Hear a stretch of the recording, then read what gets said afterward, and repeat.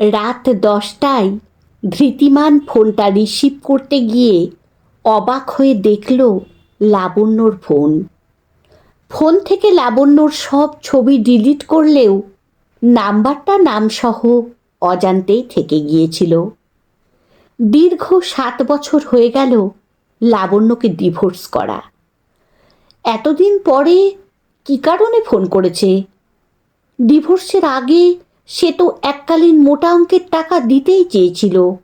সে তখন ঘৃণা ভরে রিফিউজ করেছিল। তাহলে কি সে এখনো চাকরি পায়নি? টাকার সমস্যায় পড়েছে? ফোনটা রিসিভ করে বলল, কেমন আছো লাবণ্য?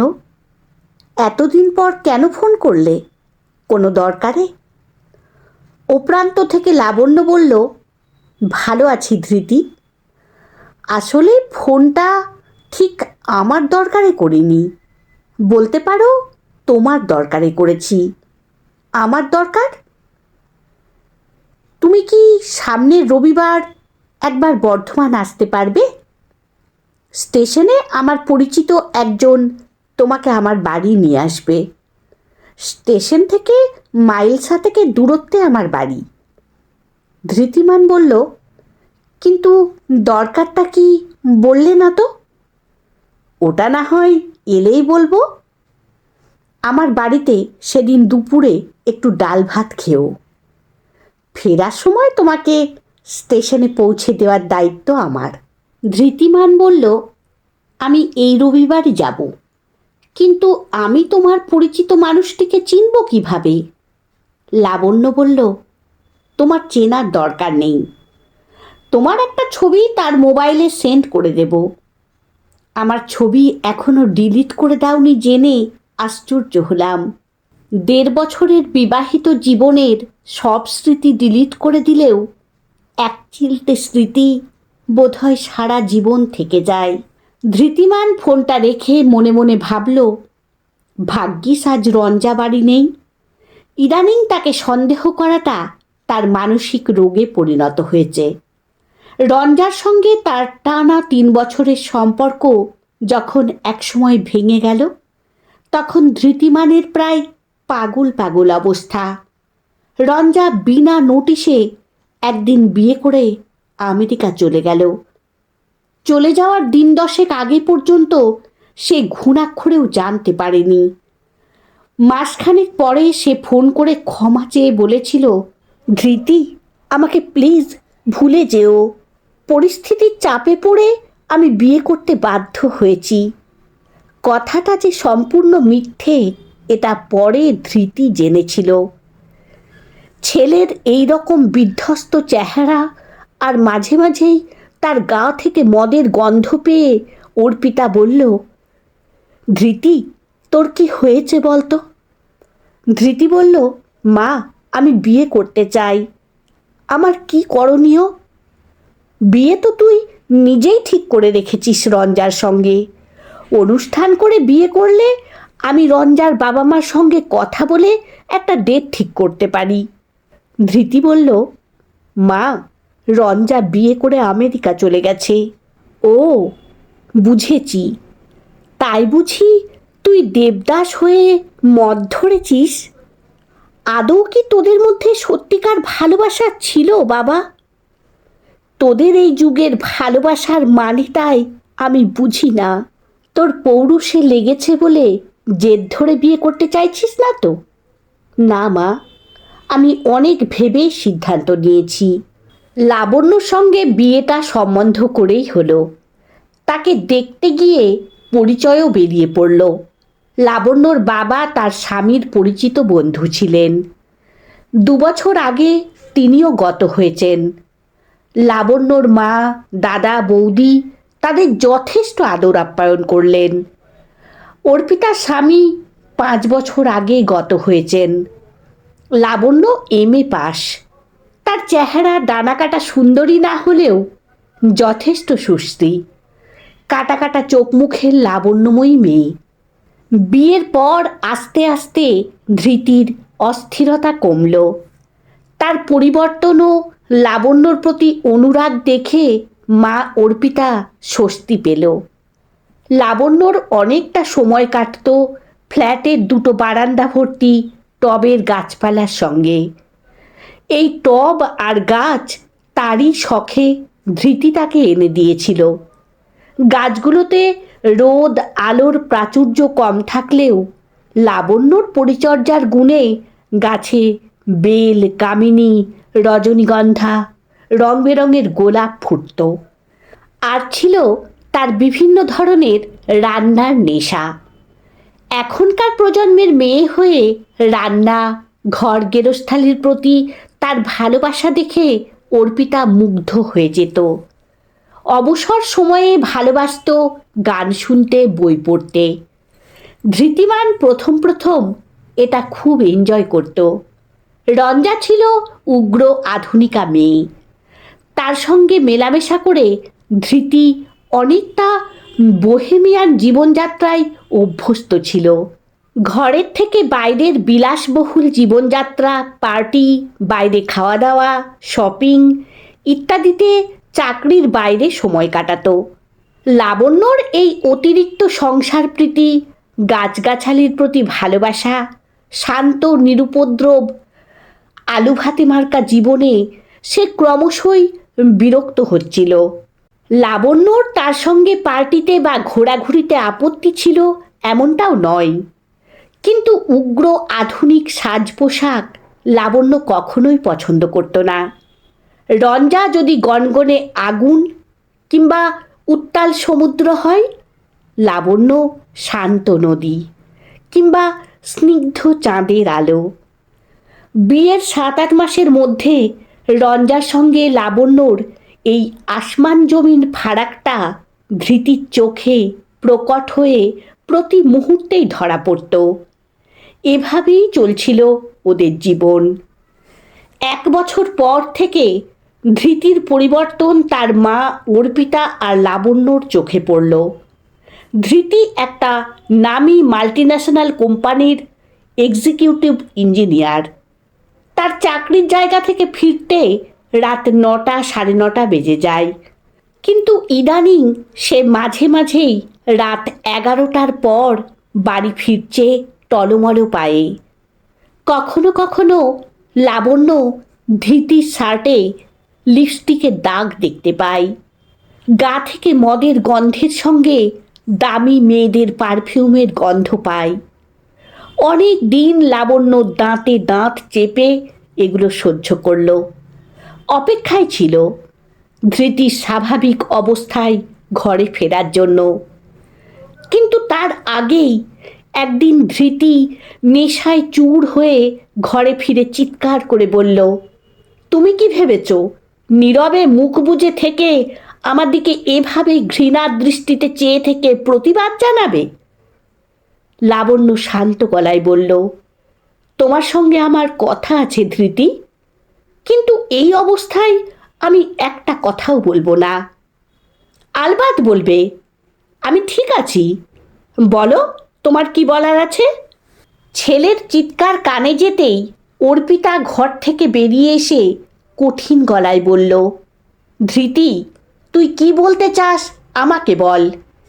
মা, তুমি ঘরে যাও, তুমি আমাদের পার্সোনাল ব্যাপারে নাক গলিও না। লাবণ্যর ব্যাপারে আমার দায়বদ্ধতা আছে। তুই কি চাস পরিষ্কার করে বল। তোর পরিবর্তন আমিও লক্ষ্য করেছি। মা, লাবণ্যর মতো গেরস্থালি মার্কা মেয়ের সঙ্গে আমি সম্পর্ক রাখতে পারবো না। তাহলে তুই বিয়ে করলি কেন? আমি ভেবেছিলাম লাবণ্য আধুনিক যুগের আধুনিক মনস্ক মেয়ে। আমি একটা রেসপেক্টেবল পোস্টে চাকরি করি। স্ট্যাটাস বজায় রাখতে আমাকে পার্টিতে যেতে হয়, ড্রিঙ্ক করতে হয়। লাবণ্য এসব পছন্দ করে না। অর্পিতা বলল, ও, প্রতিদিন মাতাল হয়ে ঘরে ফেরার নাম বুঝি তোর চাকরির স্ট্যাটাস? শরীর দেখানো পোশাক পরার নাম আধুনিকতা? এগুলো তোর অজুহাত ধৃতি। এবার আসল কথাটা বল। মা, রঞ্জা ডিভোর্স নিয়ে দেশে ফিরে এসেছে। তার স্বামী ওর সঙ্গে বিশ্বাসঘাতকতা করেছে। তার বহু মেয়ের সঙ্গে সম্পর্ক। আমাকে ছেড়ে গিয়ে ও খুব অনুতপ্ত মা। আমি ওকে বিয়ে করতে চাই। অর্পিতা বলল, এটাই তোর আসল কথা। তাহলে তুই লাবণ্যর সঙ্গে বিশ্বাসঘাতকতা করছিস না বলছিস? আসল কথা কিন্তু এটা নয় ধৃতি। রঞ্জা ধূমকেতুর মতো ডিভোর্স নিয়ে দেশে না ফিরলে তুই ঠিকই লাবণ্যকে ভালোবাসতিস। আমি লাবণ্যর প্রতি তোর ভালোবাসা নিজে দেখেছি। ওর সঙ্গে দ্বিতীয়বার মেলামেশা করে তার সঙ্গে খুঁজে খুঁজে ফারাকটা বের করে অজুহাত তৈরি করেছিস। ধৃতি বলল, বুঝে দেখো মা, আমি লাবণ্যর সঙ্গে জোর করে সম্পর্ক টিকিয়ে রাখলেই বিশ্বাসঘাতকতা করতাম। বিশ্বাস করো মা, আমি রঞ্জাকে ভুলতে পারিনি। লাবণ্য বলল, ধৃতি, আমি তোমাকে মিউচুয়াল ডিভোর্স দেব। গত 6 মাস ধরে তুমি রঞ্জার সঙ্গে নতুন করে সম্পর্কে জড়িয়েছিলেই যদি, তাহলে এত দেরি করলে কেন বলতে? ধৃতি বলল, আমাকে ক্ষমা করো লাবণ্য, আমি তোমাকে মোটা অঙ্কের টাকা দিতে চাই। ধন্যবাদ ধৃতি, আমার টাকার দরকার নেই। রঞ্জাকে বিয়ে করার পর মা মোটামুটি আক্ষরিক অর্থেই নিজেকে ঘরবন্দি করল। রঞ্জা রান্না বা সংসারের কোনো কাজের ধারে কাছে যেত না। সে দেশে ফিরে একটা কোম্পানির চাকরি জুটিয়ে নিয়েছিল। ঘর দেখবার তার সময়ও ছিল না। কাজের মাসি, রান্নার মাসি সংসার দেখত। লাবণ্যর টবের ফুল গাছগুলো যত্ন ও পরিচর্যার অভাবে শুকিয়ে গেল। বিয়ের 1 বছরের মাথায় রঞ্জা কনসিভ করল। ধৃতির সঙ্গে প্রবল ঝগড়াঝাটির সময়ে এ কথা অর্পিতার কানে গেল। রঞ্জার উত্তপ্ত চিৎকার শোনা যাচ্ছিল, আমার পরিষ্কার কথা, আমি এত তাড়াতাড়ি বাচ্চা নেব না।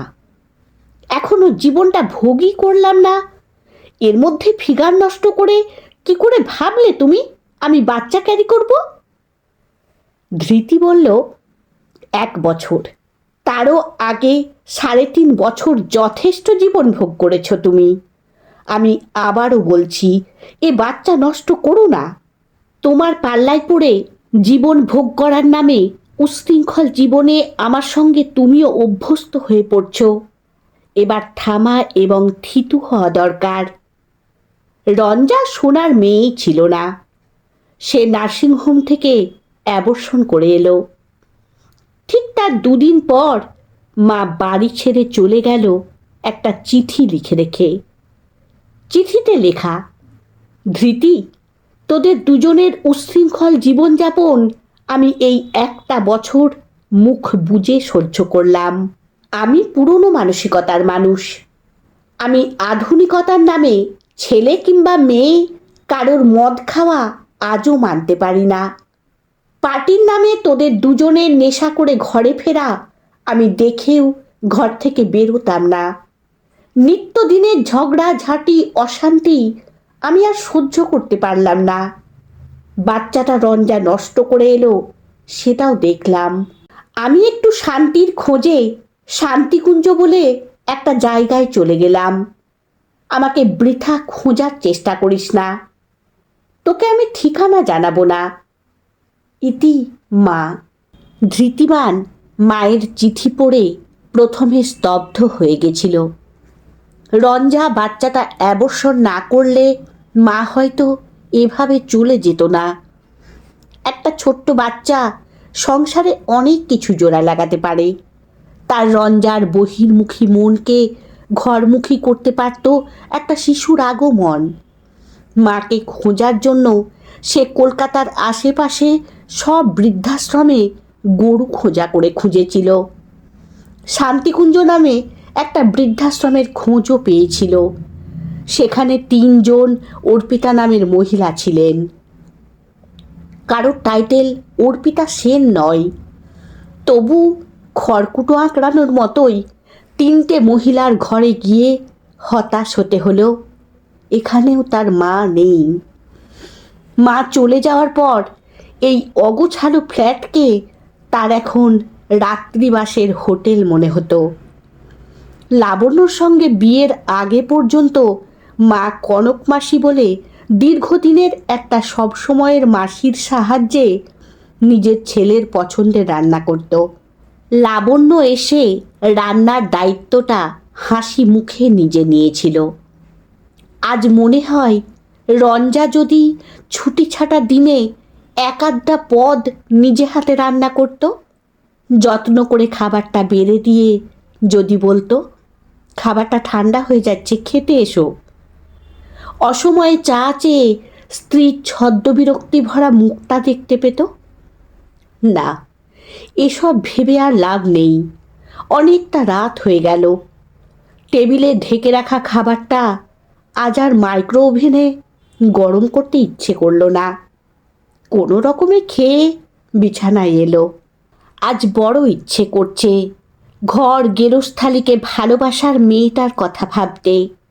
তার যত্নে লাগানো শুকিয়ে যাওয়া ফুলের গাছগুলো ফেলে দিয়ে নতুন করে রং বেরঙের ফুল গাছ এনে আবার ফুল ফোটাতে বড় ইচ্ছে করছে। কল্পনা করতে ইচ্ছে করছে লাবণ্য আজও বিয়ে করেনি। তার গভীর টলটলে দু চোখে ভালোবাসার ছায়া ধরে রেখেছে শুধু তারই জন্য। তার বুকের ভিতর মায়াবী নদীটা একলা নিঃসঙ্গে বয়ে চলেছে কারোর প্রতীক্ষা না করেই। ছি ছি, এসব কি আকাশ কুসুম কল্পনা করছে সে? তার নিজের দরকারে লাবণ্য তাকে ডেকেছে, এটাই বাস্তব। রবিবার ধৃতি বেলা 12টায় বর্ধমান স্টেশনে নামল। একটা সুদর্শন সুবেশ দীর্ঘদেহী যুবক এগিয়ে এসে নমস্কার করে স্মিত হেসে বলল, আমি জয়ব্রত বসু। আপনি নিশ্চয়ই ধৃতি মানছেন। আসুন, আমি আপনার জন্যই অপেক্ষা করছি। মিনিট 20 মধ্যে গাড়িটা একটা সুন্দর একতলা বাড়ির বড় গেটের মধ্যে ঢুকল। বাড়ির মধ্যে একপাশে সাজানো মরশুমি ফুলের বাগানে ফুলে ফুলে আলো হয়ে আছে। বাগানটায় যত্ন ও পরিচর্যার ছাপ স্পষ্ট। ধৃতি বলল, বাহ, ভারী সুন্দর বাগান তো। জয়ব্রতবাবু বললেন, সবটাই লাবণ্যর শখ। একটা মালি থাকলেও সে নিজে হাতে বাগানের পরিচর্যা করে। আমি গাড়িটা গ্যারেজ করে আসছি, আপনি যান, লাবণ্য আপনার অপেক্ষায় আছে। ভদ্রলোকের মুখে লাবণ্যর নাম শুনে ধৃতি একটু অবাক হলো। ইনি কেমন পরিচিত মানুষ যে অবলীলায় লাবণ্যর নাম ধরে ডাকে? লাবণ্য বলল, এসো ধৃতি, তোমাকে অনেক কষ্ট দিলাম। জয়ব্রতকে দেখিয়ে বলল, আশা করি আমার পরিচিত মানুষটির সঙ্গে পরিচয় হয়েছে।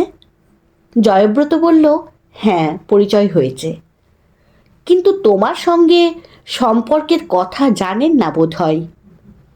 লাবণ্য বলল, ধৃতি, জয়ব্রত আমার স্বামী, ও বর্ধমান কলেজের অধ্যাপক। আমি বাড়ি থেকে 5 মিনিটের হাঁটা পথে একটা উচ্চ মাধ্যমিক স্কুলে চাকরি করি। আর ওর হাত ধরে যে দাঁড়িয়ে তোমাকে অবাক হয়ে দেখছে, সে আমার একমাত্র ছেলে সত্যব্রত। ওকে আমরা আদর করে ব্রতী বলে ডাকি। ব্রতী, ইনি তোমার একটা আঙ্কেল, প্রণাম করো। ধৃতি উত্তরোত্তর অবাক হচ্ছিল। ও, লাবণ্য তাহলে তার সুন্দর ছবির মতো বাড়ি, সাজানো বাগান, ছেলে আর স্বামীকে নিয়ে সুখের সংসার পেতেছে। ধৃতি বলল, তোমাদের সুখী দাম্পত্য জীবনের জন্য অভিনন্দন লাবণ্য। তুমি এটা দেখাবে বলেই কি আমাকে ডেকেছিলে? না ধৃতি, একটা অতি সাধারণ মেয়ের আটপৌরে সংসার তোমাকে ডেকে দেখানোর মতো ধৃষ্টতা আমার নেই। তোমার দরকারটা এখনো বলিনি। অনেক বেলা হয়ে গেছে ধৃতি, একটু লেবু দিয়ে ঠান্ডা শরবত খেয়ে খাওয়া দাওয়া করো, তারপর বলবো। আমি নিজে রান্না করেছি। ধৃতি প্রায় 7 বছর পর লাবণ্যর হাতে যত্নে বেড়ে দেওয়া ভাত খেতে বসল। খেতে বসে বলল, এত বছর পরেও আমার পছন্দের পদ না ভোলার জন্য তোমাকে ধন্যবাদ লাবণ্য। লাবণ্য বলল, তোমাকে তো আগেই বলেছিলাম কিছু টুকরো স্মৃতি সারা জীবন মনের কোণে থেকেই যায়। ওটাকে ইচ্ছে করলেও ডিলিট করা যায় না। তবে ইলিশের মাথা দিয়ে কচুর শাক, ইলিশ ভাজা, ইলিশ ভাপা, পনিরের ডালনা, ঘন মুগের ডাল, ঝুড়ো আলু ভাজা, শুধু পনিরটা বাদ দিয়ে এসব আমার স্বামীরও ভারী পছন্দের খাবার। আমার স্বামী ইলিশের টক ভালোবাসে, ওর জন্য ইলিশের টকও করেছি। খাওয়া দাওয়ার পর লাবণ্য বলল, ধৃতি, এবার পাশের ঘরে এসো, দরকারটা ওখানেই জানতে পারবে। ঘরে এসে ধৃতি অবাক হয়ে বলল, মা, তুমি এখানে? অর্পিতা বলল, তুই বাড়ি ঢোকার সময় সাদা মার্বেল পাথরে বাড়ির নেম প্লেটটা লক্ষ্য করিসনি? লাবণ্য বলল, এই বাড়িটার নাম শান্তিকুঞ্জ। আমার শাশুড়িমার নাম ছিল শান্তি, উনি 1.5 বছর হলো প্রয়াত। ধৃতি বলল, লাবণ্য, তুমি খবরটা আমাকে জানাতে পারতে।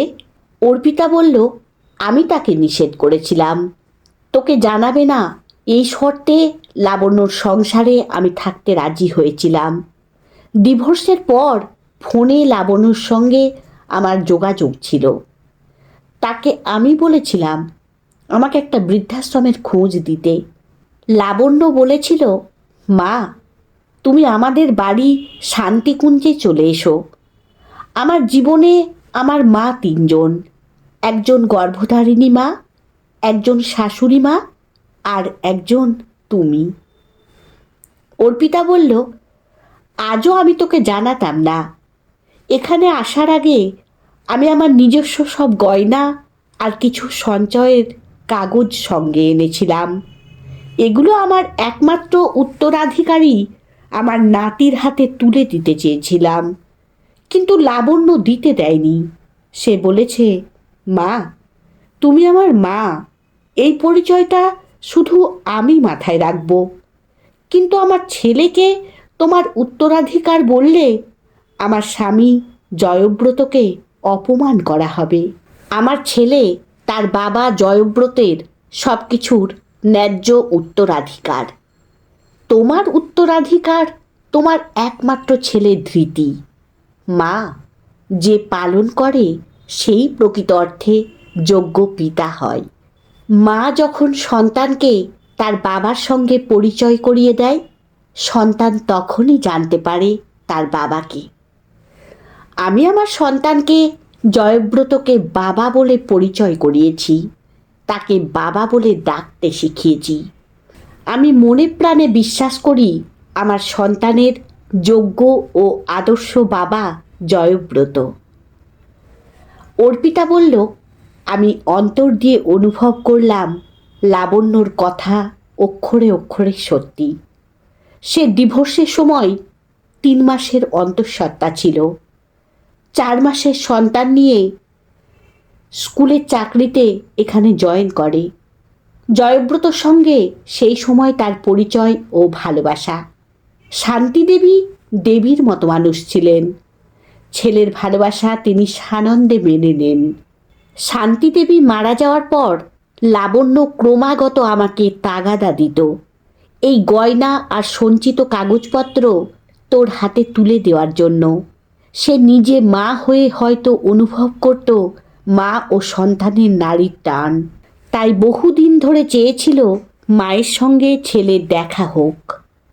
লাবণ্য বলল, ধৃতি, মা তোমার সঙ্গে হয়তো ফিরে যেতে চাইবে না, কিন্তু আমি তোমাকে কথা দিচ্ছি, মাকে জয়ব্রত আর আমি ভালোবাসায় মুড়ে রাখব।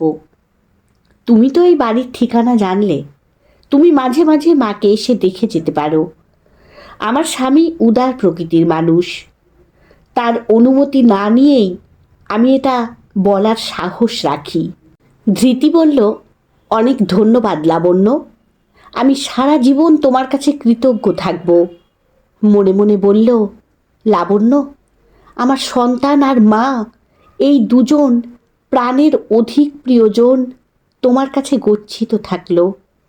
সন্তানের ছোঁয়া পেতে আর মাকে দেখতে তুমি অনুমতি না দিলে আমার সাধ্য ছিল না আসার। আজ স্বীকার করছি আমি, লাবণ্য, তুমি একজন সত্যি রত্ন সমা নারী। আমার শ্রান্ত ক্লান্ত জীবনে তোমার শীতল ছায়ায় না হয় দুদণ্ডের জন্যই জুড়িয়ে যাব। এটাই না হয় আমার বাকি জীবনের প্রাপ্তি ও শাস্তি হোক লাবণ্য।